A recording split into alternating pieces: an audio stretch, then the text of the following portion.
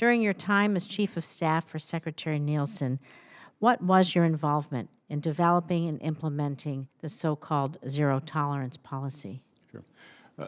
Senator, my job as Chief of Staff generally, and then I'll talk specifically about this, was to make sure that the Secretary was properly staffed. She had the right experts in the room to answer her questions and to address whatever the issue might be.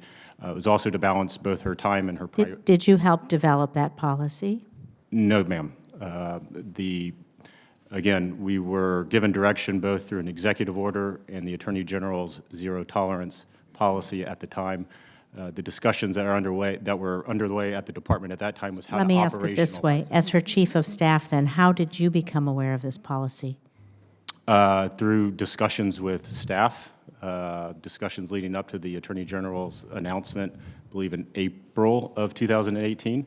And then I was involved sitting in on various discussions with our operators. And so that would have been CBP, go ahead. USCIS, and ICE, as well as General Counsel, on how to operationalize the decision made by both the President So and the Attorney again, General. as Chief of Staff and a senior advisor, did you have concerns with that policy? And if so, did you bring those concerns to the Secretary at that time? So my job wasn't to determine whether it was the right or wrong policy. My job at the time was to ensure that the Secretary had all the information that she had. Again, she relied on her operators to discuss the options on how to operationalize, again, the executive order.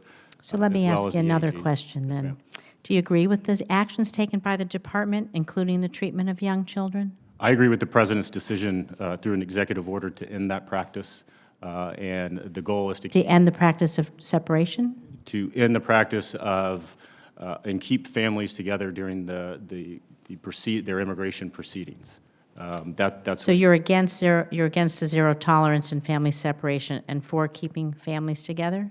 I agree with and I support the President's decision, again, through an executive order that ends that policy for families and keeps families together through the pendency of their immigration proceedings. It's why the Department has been reaching out to members of this committee and to Congress on some of the new authorities that we need to address this issue.